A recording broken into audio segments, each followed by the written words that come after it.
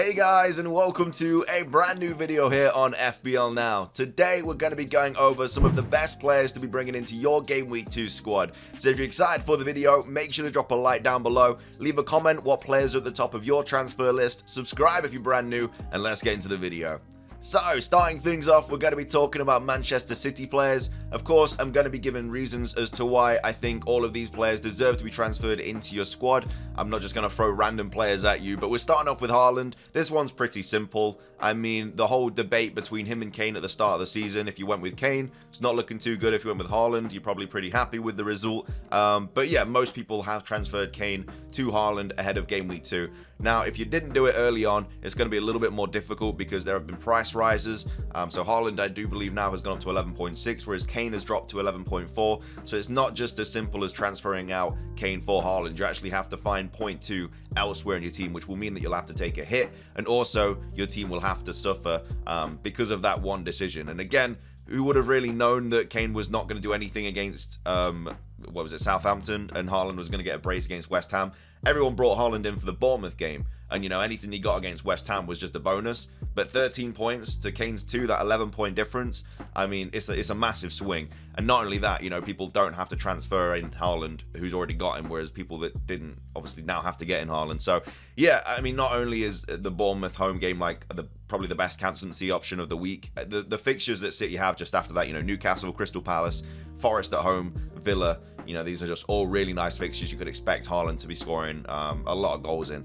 Again, he might get rotated slightly in one of these games, especially when European games start. But for this point in time, you know, I think he's just probably one of the best players to have in your squad. His ownership has now gone up to over 50%, which I'm not surprised about because, like I say, he will be the most captain player in Game Week 2, 100%. Next up, Jack Grealish. This is more of a watch than like bring in straight away. He is only 7 mil, so he's quite a cheap kind of way into that City attack, especially if you don't have the money for like Foden and stuff like that. And also, he just seems to be starting a lot more now as well. He started in the Community Shield against Liverpool. He started in the game against West Ham. He hasn't really done much to warrant you really wanting to be bringing him in, but it's just the fact that he's a City player. You know, he's getting a lot of starts now. The fact that, you know, Sterling's gone, Jesus is gone, all of these players that would be occupying like spaces around that forward line have now kind of moved on. Just kind of gives more, I guess just gives more playing time to Grealish. And again, only 7 mil. If he does start playing a lot better, then he's definitely one to think about. I wouldn't rush into bringing him in. Like I say, best City attacker right now is Haaland, 100%. I know he's a lot more money, and he's a different role than Grealish, but either way, I definitely think that Grealish is one to watch, 100%. And then finishing things off for the City players, Kyle Walker, the cheapest way into that City defense, 100% now. You know, he's only 5 mil. A lot of people went Ederson instead. I myself went Ederson because I wanted that. I guess you know that Ederson's going to start every single game. You know, he's not going to get many saves. He's not going to get much bonus points, but you know that he's stapled in that back line. And I want a double City defense, so I went Ederson and Cancelo because the fixtures are just too good. You know, Bournemouth, Newcastle, Crystal Palace, Forest, Villa, like that double City defense was just screaming at me to bring it in. I wasn't expecting a clean sheet against West Ham. That was just a massive bonus. But now Bournemouth at home, you know, I'm expecting clean sheets there. But Kyle Walker, I think because they haven't signed like another fullback, Kukurea has gone to Chelsea as well. Kyle Walker will just be playing every single game at right back now. Cancelo can play on the left. I know Ake can play on the left as well. But I mean, Pep's comments after the West Ham game, he said that Kyle Walker, that was like the best game he'd seen him play or something like that in a City shirt. So I don't think Kyle Walker's going to be losing his spot anytime soon. Very cheap way into that City defense. And like I say, if you own someone right now, like, I don't know, even maybe like a Trippier or something like that. I know like Newcastle have okay fixtures, but they also play like City and Liverpool in the next like 2 game weeks or out of like the next 3 or 4 or something like that. So, you know, Walker I think is just a really nice player to bring in. Very, very cheap for a City defender. And like I say, he's pretty much nailed at this point in time. So those are the City players. Next up, we're moving on to Arsenal players. Martinelli, a really, really nice option to think about bringing in for that Arsenal attack. He has gone up to 6.1 now. He did get a price rise. But like I say, Saka's 8 mil, Jesus is 8 mil. Martinelli seems to be nailed for that kind of left-hand side of the attacking 3. And, you know, he scored at the weekend. He should have got 2. He did miss a big chance that Jesus, of course, set up. But either way, very, very cheap. And yeah, he should be nailed now. And, you know, a lot of people jumped on Martinelli early because of preseason, etc. I myself did. Very happy with the 8 points. Could have been more. But either way, if you are wanting to get into that Arsenal attack and you don't really have the funds, but you do have, you know, a player that's around 6 mil, 6.5, and you wanted to bring in an Arsenal player, I think Martinelli is definitely someone to consider. Zinchenko, another player that you definitely want to consider. A lot of people didn't know, like, where he was going to really play, like, where he was going to, whether he's going to play like left back or something like that, or in the midfield. Had a really good game against, who did Arsenal play? Crystal Palace. And yeah, obviously walked away with 12 points. He is owned by 22% of teams, which is quite interesting. Has gone up to 5.1 as well now, so it's not the situation like with Walker where you can just, I don't know, transfer Trippier for Zinchenko. You actually have to move other things around in your team. But just a really nice player in that Arsenal back line. You know, basically plays as a midfielder. He's down as a defender. And like I say, Arsenal's fixtures are just so good. Like Leicester, Bournemouth, Fulham and Villa. United, I mean, we didn't know how United were going to be before the season started. We obviously watched them pre-season. They looked good, but then they lost 2-1 against Brighton. So I don't know what's going on with United, but it's just a whole situation. So United, I know, is like a red 4, but at the moment, I think they're easily beatable. And, you know, when a team like Arsenal is playing as well as they are, you know, they should comfortably win that game. And then they've got Everton and Brentford. So yeah, Arsenal triple up, I completely understand, and I like that idea. And another Arsenal defender that I think is not necessarily going under the radar, but very low owned, is William Saliba. Like, he played in that Crystal Palace game, was probably the best defender on the pitch. He is only owned by 4% of teams, and he's also only 4.5 mil. Now, it will be interesting to see what happens with that back line when Tomiyasu comes back, because I think Ben White played left or right back. But when Tomiyasu was back, does that mean that White will move into the centre-back role? And then what does that mean for Saliba? Because obviously Gabriel isn't going to lose his spot. So this is another kind of player to watch. But if Tomiyasu is back and Saliba is still playing, then, you know, he's definitely a player to bring in, because he's actually a really good defender. He really impressed me in the Palace game, and he's only 4.5. So if you do own someone like Gabriel or something like that, and you do still want the Arsenal defence, but you want a little bit more money, if Saliba does continue to play in that centre-back role or whatever, or just gets game time in the back line, you know, he is definitely someone to think about. Next up, we're moving on to players to watch, not necessarily to bring in straight away, but just to kind of keep on your radar. And one of those is Darwin Núñez. Like, he came on in that Fulham game and really changed the game. You know, he played really, really well.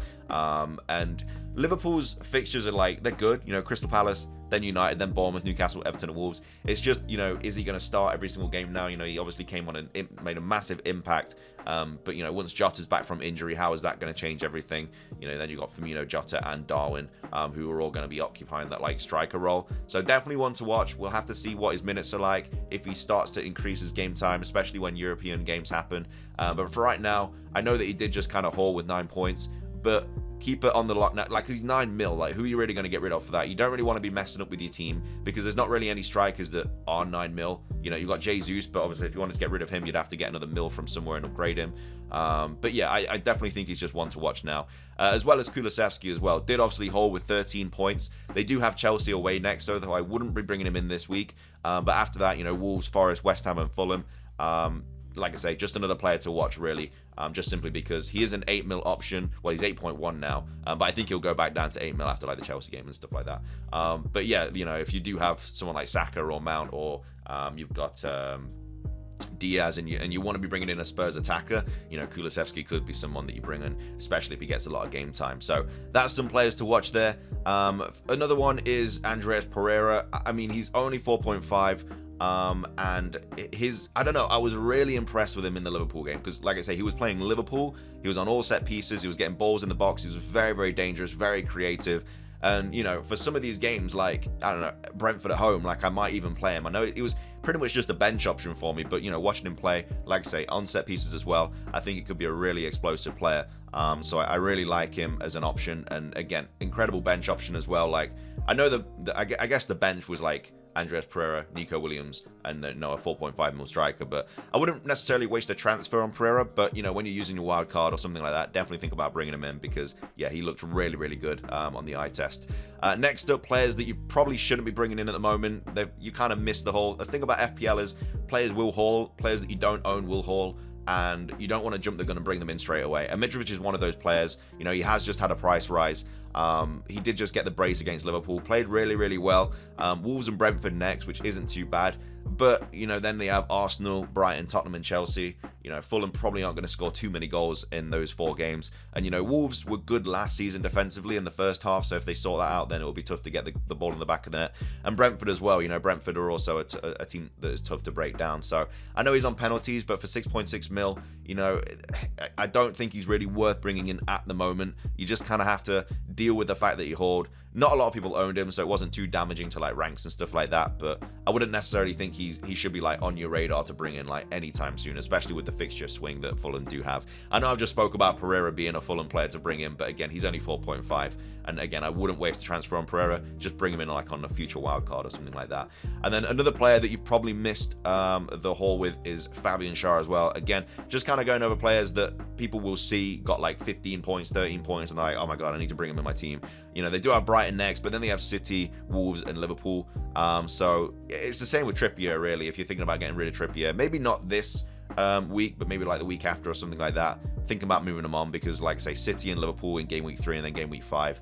There's probably not too many clean sheets going to be on the cards there. So yeah, again, got 15 points, scored an absolute wonder goal against Forest, which, you know, I was not happy about. But sometimes you just have to sit back and be like, okay, that was a ridiculous strike. But yeah, probably missed the big haul on this dude. And then finishing things off, Pedence as well. Got 10 points, is only 5.5. A lot of people might be switching from like Neto to Pedence and stuff like that.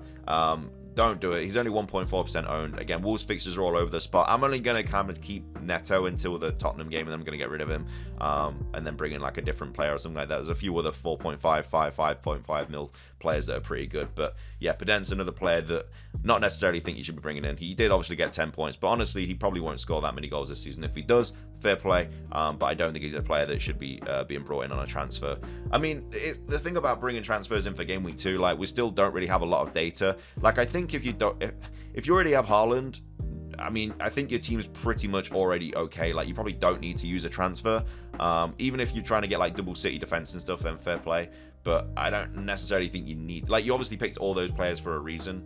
And, you know, you don't really need to be swapping around players just because. But obviously, Haaland is a player that you should probably think about bringing in. But again, if you did miss the price rises, then yeah, it's going to be a little bit more tough to get him in. Anyway, that's going to be some players you should be thinking about bringing into your team for game week 2. Hope you guys enjoyed the video. If you did, drop a like. Let's try and hit 50 likes. Leave a comment. Who are you thinking of bringing in this week for game week 2? Subscribe if you're brand new. It's everything from me. Have a fantastic rest of your day. And until next time, peace.